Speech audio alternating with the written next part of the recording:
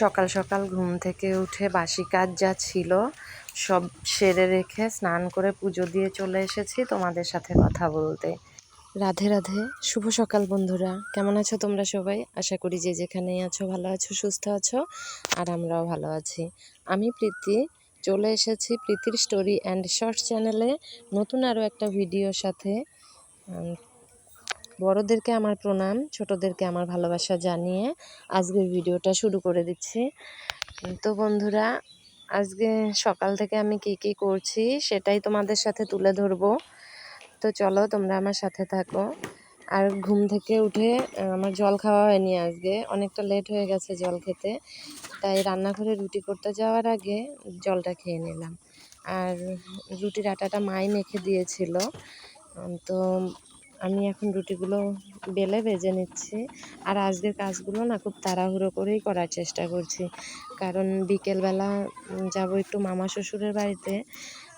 আমি, আমার শাশুড়ি মা, ছেলে আর আয়ুষের বাবা। তো বাবু যেতে পারবে না, বাড়িতে গরু আছে, তাদের যত্ন করতে হবে। আর বাড়িটাও ফাঁকা থাকবে, তাই সবাই মিলে তো যাওয়া সম্ভব হবে না।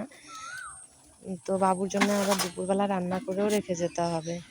তো চলো দেখতে থাকো। রুটিগুলো তাড়াতাড়ি করে ভেজে নিয়ে ওই উনুনেই ছোট আলু আর ডিম সিদ্ধ বসিয়ে দিয়েছি। কি রান্না করব ভেবে পাচ্ছিলাম না, তারপর ঘরে দেখলাম ডিম আছে, তাই ছোট আলু দিয়ে ডিম দিয়ে তরকারি করব আর চিচিঙ্গা ভেজে নেব। এতটুকুই আজকে দুপুরে রান্না, এর বেশি আর কিছু করতে পারবো না, না হলে অনেকটা লেট হয়ে যাবে মামা শ্বশুরের বাড়িতে। আর ওখানে আজকে শ্রীমদ্ ভগবদ্ গীতা পাঠ করা হচ্ছে, কীর্তন হচ্ছে, তো এমনিতেই লেট হয়ে গেছি যাওয়ার জন্য। তো যদি রান্না বান্না বেশি করে করতে যাই আরও লেট হয়ে যাবে, তাই দেখো ছোট আলু আর ডিমটা সিদ্ধ বসিয়ে নিয়েছি। আর ওদিকে মা আয়ুষকে খাইয়ে দিচ্ছে। ও আজকে নিজে হাতে খেতে চাইছে না, তাই ওটা আমি ওকে খাইয়ে দিচ্ছে। আর খেতে খেতে কার্টুন দেখছে। এটা একটা বদ অভ্যাস হয়ে গেছে ওর, খেতে বসে মোবাইল না হাতে দিলে খেতে চায় না। বাবু আর আয়ুষের বাবার খাওয়া হয়ে গেছে, আয়ুষকে তো মা খাইয়েই দিচ্ছে। আর এদিকে দেখো বৃষ্টিও চলে এসেছে। আয়ুষের বাবা যাবে দোকানে, কিন্তু বৃষ্টি চলে আসার কারণে আর দোকানে যেতে পারলো না। অনেকগুলো জামা কাপড়ও ধুয়ে দিয়েছিলাম সকালবেলা, তো সেগুলো বারান্দা দিয়ে মেলে রেখেছি। আর আমি দেখো রান্নাঘরে আটকা পড়ে গেছি, কারণ বেরোনোর মতো উপায় নেই, উনুনে জাল জ্বলছে। সকালবেলার খাওয়া হয়েছে, কিন্তু বাসনগুলো আর ধোয়া হলো না বৃষ্টির কারণে। বাইরেও বেরোতে পারছি না, ভিজে যাব বেরোলেই। আর আমি যেহেতু সকালবেলায় স্নান করে নিয়েছি, তাই বৃষ্টিতে ভেজার কোনো রকম ইচ্ছেই আর করছে না। আর এদিকে ডিম আর আলুটাও সেদ্ধ হয়ে গেছে। বন্ধুরা, আমার ভিডিও তোমাদের কেমন লাগছে কমেন্ট করে জানিও। কমেন্ট করলে আমি উৎসাহ পাই। আমার মামা শ্বশুরের বাড়িতে আমরা যে গুরুদেবের কাছ থেকে শিক্ষা নিয়েছি, সেই গুরুদেব এসেছেন, গুরু ভাইরা এসেছে, আরও অনেক ভাই বোনেরা এসেছে।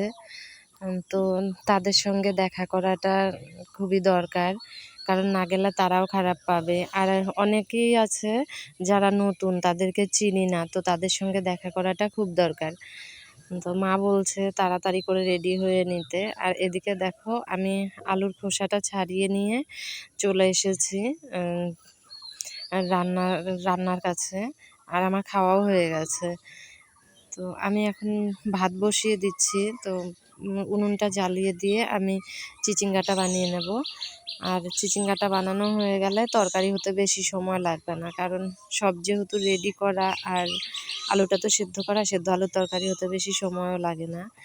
আর ওদিকে মা যেন কি বলছে, তাই মায়ের কথার আমি উত্তর দিচ্ছিলাম। একটা সময় ছিল যখন রান্নাঘরে একবার ঢোকার কথা না ভাবতে হতো, তখন ভাবতাম যে মা আছে, মা করে দেবে, আমি না গেলেও চলবে। তো মায়ের হাতে টুকিটাকি কিছু গুছিয়ে দিয়ে চলে আসতাম রান্নাঘর থেকে। আর এখন রান্নাঘরের পুরো দায়িত্বটাই বলতে লাগে নিজেকে নিতে হয়। তো হ্যাঁ, শাশুড়ি মাও হেল্প করে না এমন কিছু না, কিন্তু কি বলতো, তবুও আগের মতো আর সেটা হয় না যে রান্নাটা করা বাদ দিয়ে আমি চলে যাই। তো পরিস্থিতি মানুষকে সবটাই শিখিয়ে দিয়ে যায়।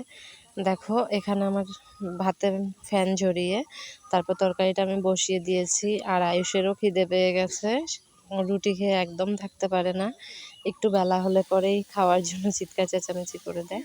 তো এখন প্রায় 11:30 12টার মতো বাজে, তো ওকে খাইয়ে দেবো আগে, তরকারিটা হয়ে গেলে ওকে খেতে দিয়ে দেবো। সময় মানুষকে এমনভাবেই গড়ে পিঠে তোলে যে আগের আমি আর পরের আমির সাথে মিল খুঁজে পাওয়া যায় না। যাই হোক, কিছু করার নেই, সংসারের নিয়ম এটা। দেখো আমার রান্না হয়ে গেছে তরকারি, আর আমি চিচিঙ্গা ভাজা বসিয়ে দিয়ে আয়ুষকে খেতেও বসিয়ে দিয়েছি।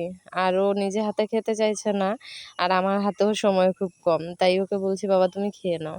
আর দেখো এদিকে আমি রেডি হয়ে গেছি, রান্নাঘর থেকে সমস্ত কাজ সেরে এসে আমার রেডি হওয়া হয়ে গেছে, আমি এখন রেডি। মা আর আয়ুষকে আগেই পাঠিয়ে দিয়েছি, কারণ অনেকটা লেট হচ্ছিল, আর যেহেতু ওনার বাবার বাড়িতে অনুষ্ঠান, তাই অনেকটা দেরি করে গেলেও দেখতে খারাপ দেখায়, তাই ওনাকে আমি পাঠিয়ে দিয়েছি আগেই। আর এদিকে আমি পরে রেডি হয়ে একাই যাচ্ছি, বাড়ি থেকে বেরিয়ে হাঁটা শুরু করে দিয়েছি। তো দেখো হাঁটতে হাঁটতে প্রায় পৌঁছেও গেছি মামা শ্বশুরের বাড়ির সামনে। আর একা একা যেহেতু যাচ্ছি, ভিডিও করতেও কেমন জানি লজ্জা করছিল, সবাই তাকিয়ে থাকে, তো ভালো লাগছিল না। আর মামা শ্বশুরের বাড়ি যাওয়ার আগে দিদি ভাইদের বাড়িতে যাব, মানে আমার মাসি শাশুড়ির বাড়িতে যাব আগে। আর মামা শ্বশুরের বাড়ি যাব, দিদি ভাইদের সাথে দেখা করব না, এটা হতেই পারে না, কারণ আমার মনের খুব কাছের মানুষ ওরা। ছোটদি ভাই কিছুতেই ভিডিওতে আসতে চাইছিল না, তারপরে দেখা হয়ে গেল আমার গুরু ভাইয়ের সঙ্গে। গুরুদেবও এখানেই ছিল, এই যে ইনি আমার গুরুদেব। আমার গুরুমা আসতে পারেনি, গুরুমার শরীরটা নাকি ভালো নেই, তো ভগবানের কাছে প্রার্থনা করি গুরুমা যেন খুব তাড়াতাড়ি সুস্থ হয়ে যায়। আমি আমার গুরুমা আর গুরুদেবকে পেয়ে ভীষণ হ্যাপি আমার জীবনে, কারণ কিছু মানুষ আছে যে যারা সত্যি সাক্ষাৎ ভগবানের রূপ নিয়ে আমাদের জীবনে আসে। ভগবান হয়তো আমরা চোখে দেখতে পারি না, কিন্তু কিছু মানুষের সাক্ষাতে ভগবান দর্শন হয়ে যায়। তো আমি আমার গুরুমার সাক্ষাতে ভগবান দর্শন করতে পেরেছি হয়তো, কারণ ওনারাই আমার কাছে ভগবান।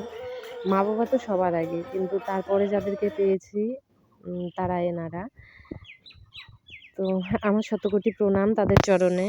আর এই যে এখানে গুরুদেব সবাইকে চরণামৃত দিচ্ছে, কীর্তন হলো, কীর্তন শেষ হয়ে গেছে, তো এখন সবাইকে প্রসাদ বিতরণ করা হচ্ছে। বন্ধুরা, আজকের ভিডিওটা এই পর্যন্তই। যদি তোমাদের ভালো লেগে থাকে অবশ্যই লাইক কমেন্ট শেয়ার করো, আর আমার চ্যানেলটিকে সাবস্ক্রাইব করে আমার পাশে থেকো, সহযোগিতার হাত বাড়িয়ে দিও, যাতে আমি আরও নতুন নতুন ভিডিও তোমাদের সামনে তুলে ধরতে পারি।